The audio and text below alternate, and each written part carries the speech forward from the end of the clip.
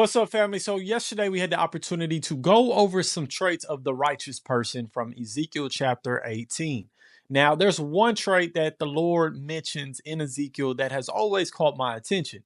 In the first part of Ezekiel 18, verse 17, the Lord says, "A righteous man keeps his hand from the poor and doesn't take any type of interest on loans." So loans are something that we are very familiar with here in the United States. And unfortunately, a lot of people are consistently taken advantage of, or they dig themselves in deeper holes financially when facing a hard time due to the interest that's attached to a loan that they obtain.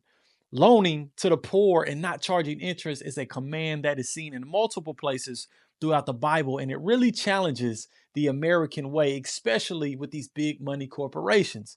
In Leviticus 25, verse 35 through 37, we get an example. It says, "Now, in the case of a countryman of yours, when he becomes poor and his means among you falters, then you are to sustain him like a stranger or a resident, so that he may live with you.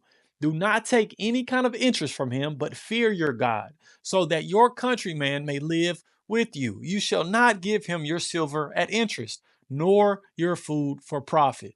It's a command, family, to help your brother and sister in a time of need. This law that the Most High gave just goes back to how we treat each other and being a supporter to our brothers and sisters in hard times rather than being a predator, right? I know there are people who are struggling in life financially due to their fleshly desires, right? Wanting to buy all these flashy things, or a lack of just learning and knowing how to manage their finances properly. But this law just makes me think how our world or our community could possibly look different as believers if we all took this approach.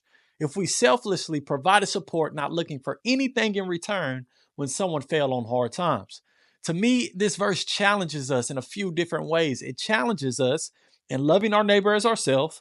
It challenges us in living in alignment with our Father instead of worshiping money and allowing it to determine how we treat others. And it challenges our faith that if we were to do this, give out a loan and not charge interest, that the Lord will take care of what we need and the rest. It's in alignment with loving God with all our heart and our soul and our mind, and loving our neighbor as ourselves.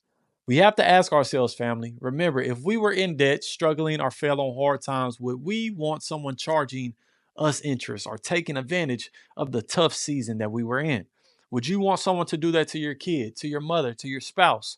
Right now, I know many of us might not ever get to a point to where we loan to someone in need, but if you do, remember this verse. And if you don't, remember this heart posture, the mindset, right? The heart posture that I'm here to support and uplift my brothers and sisters in any way I possibly can according to the will of God. Let's continue to be selfless, family, and have this mindset that is growing and developing within us, right? And have faith that our Father will provide everything we need when we align with what He calls us to do. I love you guys. Shalom. Peace.